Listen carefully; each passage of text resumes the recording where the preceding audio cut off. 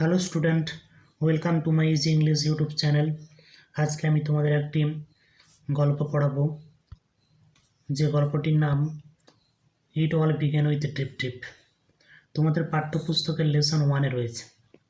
আমি গল্পটি তোমাদের লাইন বাই লাইন পড়াচ্ছি, তোমরা একটু মনোযোগ সহকারে শোনো। এই গল্পটি আমি 3টে পার্টে পড়াবো। আজকে আমি পার্ট 1 পড়াবো, একটু মনোযোগ সহকারে শোনো। A tiger was caught in a storm. একটি বাঘ ঝড়ের মধ্যে আটকে গিয়েছিল। ওয়াজ কট মানে আটকে যাওয়া, ইন এ স্টর্ম মানে ঝড়ের মধ্যে। A tiger was caught in a storm. একটি বাঘ ঝড়ের মধ্যে আটকে গিয়েছিল। He had wandered near the village.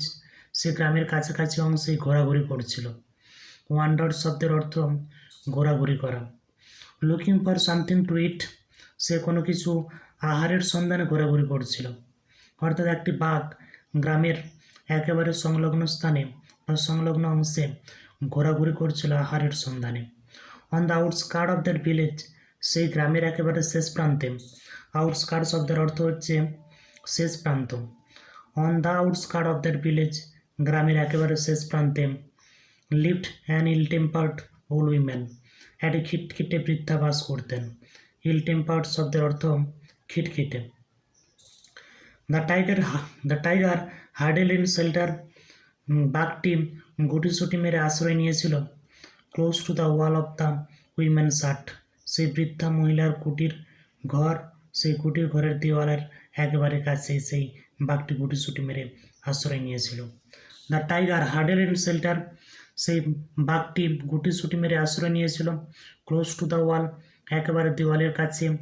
Of the women shirt, সেই বৃদ্ধার দেওয়ালের একেবারে কাছেই সে বৃদ্ধা গুটিসুটি মেরে বসেছিল।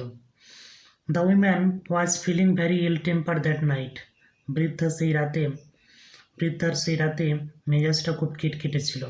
The rain water was leaking through the roof, বৃষ্টির ফোঁটাগুলো চুঁইয়ে চুঁইয়ে বৃদ্ধার বাড়ির ছাদ থেকে পড়ছিল।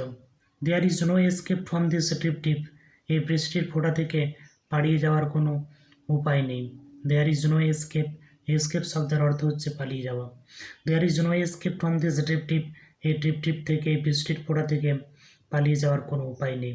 সি মাটার্ড অ্যাংরিলি, সে রেগে গিয়ে পিড়পিড় করে বলল। Pushing her bed around the room, সে তার বিছানাটাকে রুমের চারিদিকে ঠেলাঠেলি করছিল। টু কিপ ইট ড্রাই, এটাকে শুকনো রাখার জন্য। অর্থাৎ বৃদ্ধার বাড়ির ছাদ থেকে যেহেতু চুঁইয়ে চুঁইয়ে বৃষ্টির জল পড়ছিল, সে তার বিছানাটাকে শুকনো রাখার জন্য রুমের চারিদিকে তার বিছানাটাকে ঠেলাঠেলি করছিল। She shoved the bed and a tin trunk against a wall, এবং সে তার বিছানাটাকে এবং তার টিনের ট্রাঙ্কটাকে একটি দেওয়ালের দিকে ঠেলল। দ্য ওয়াল শুক, দেওয়ালটা নড়ে উঠল। শুক শব্দের ওঠা অর্থ হচ্ছে নড়ে ওঠা। দ্য ওয়াল শুক, দেওয়ালটা নড়ে উঠল। This tip tips will be the death of me, এই টিপ টিপ আমাকে মেরে ফেলবে। সে শাউটেড, সে চিৎকার করে উঠল। দিস টিপ টিপ, এই বৃষ্টির ফোঁটা। Will be the death of me, এই বৃষ্টির ফোঁটা আমাকে মেরে ফেলবে। সে শাউটেড, সে চিৎকার করে উঠল। শাউটেড শব্দের অর্থ চিৎকার করা। The tiger on the opposite side of the wall, দেওয়ালের বিপরীত দিকে বসে থাকা সেই বাঘটি ফেল দ্য ওয়াল শেক, উপলব্ধি করলো যেন দেওয়ালটা খুব জোরে নড়ে উঠল। অ্যান্ড ওয়াজ ফ্রাইটেন্ড, এবং খুব ভয় পেয়ে গিয়েছিল। ফ্রাইটেন্ড শব্দের অর্থ হচ্ছে ভয় পেয়ে যাওয়া।